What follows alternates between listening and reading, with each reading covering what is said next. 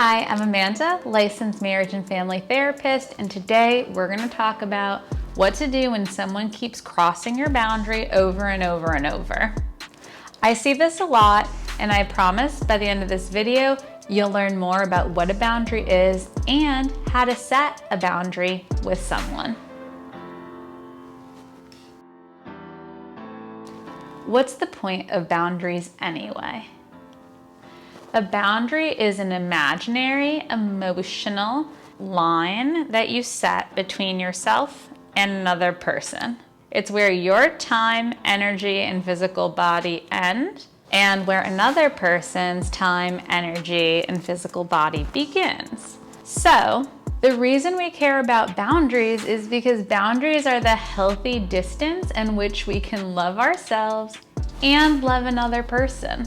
Each person has a right to boundaries, and your boundaries help you exercise your rights to commitments, time, energy, and finances. The purpose of a boundary is actually to teach other people what you will and will not allow. So it's important that we express boundaries with firmness and compassion, yet realize that the boundary is for us. It's not actually to harm another person. The boundary we are setting is so that we can actually be closer with that other person. There are probably hundreds of options before we actually cut someone off, unless they are actually abusive. We're not talking about those situations here. We're talking about people who you actually want to be close with. So before you speak a boundary, think it through. What is the consequence if the other person who hears that boundary doesn't like it? So let's talk about an example of a boundary.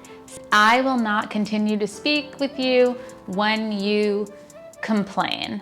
I only have 10 minutes of complaint time within me when we're speaking, and after 10 minutes, it is too much for me and my time and energy. I'd like to limit the conversation to 10 minutes of complaint and then the rest of our time to talk about different things. That is a boundary. It's a request with clear implications of what you're asking the other person to do. Now, that person who is hearing your boundary gets to decide if they're interested in respecting that boundary or not. They can say, oh yeah, no problem, and then the next time you're on the phone, continue to complain.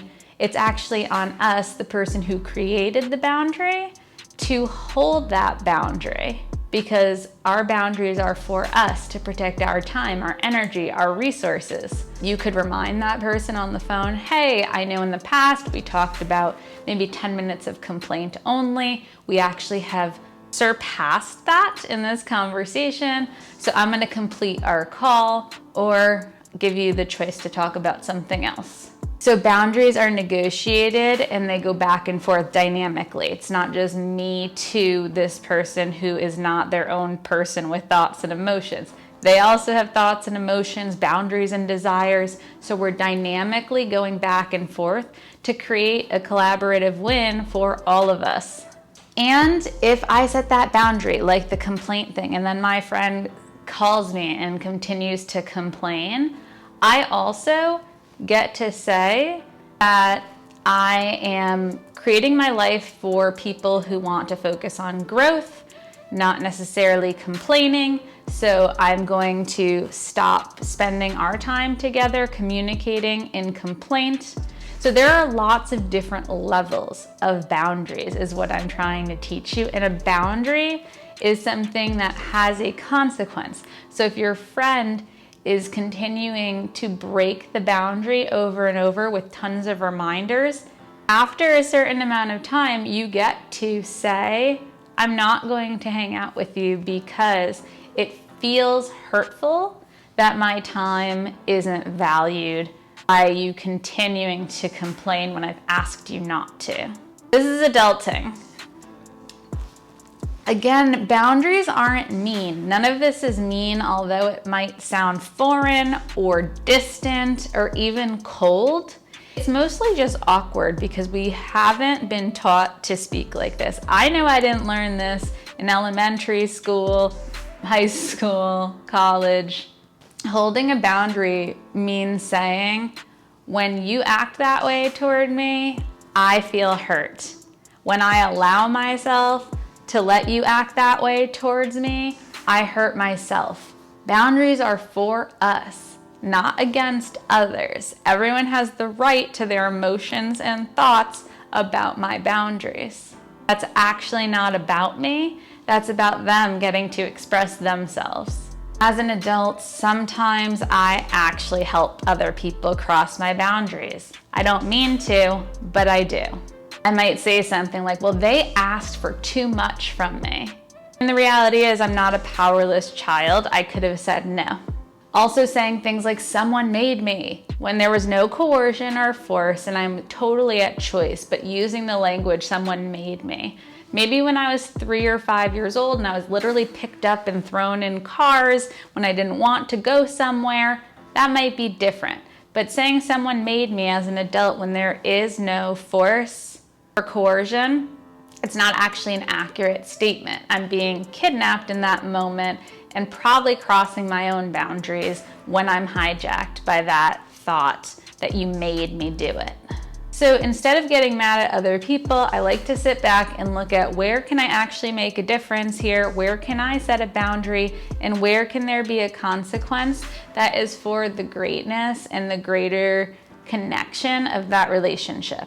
Or where can I release relationships and connection to free my life for the types of people I want in my life who are capable of the types of conversations and nuance to communication that I would like to have when I speak with others. So this is why I think boundaries are important. No one really teaches them, and it's the way in which we show ourselves that we are building trust and love with ourselves, because I love and trust and respect myself. Now that you know what a boundary is, you can't really set one if you don't know how to compassionately communicate. So you can get the free guide below by scrolling, or you can get the paid webinar on communication that's been requested by clients on how to do this more effectively and quickly. How do you set boundaries? Leave your comments below. So interested to hear them. If you like this video, hit like, subscribe, and the bell. I release new videos Wednesdays, 9 a.m. Eastern Standard Time. Say hi on Facebook, Instagram, Twitter, or YouTube at The Sex Healer or at Amanda Pasciucco. See you next week, 9 a.m. Eastern Standard Time. Thanks for watching.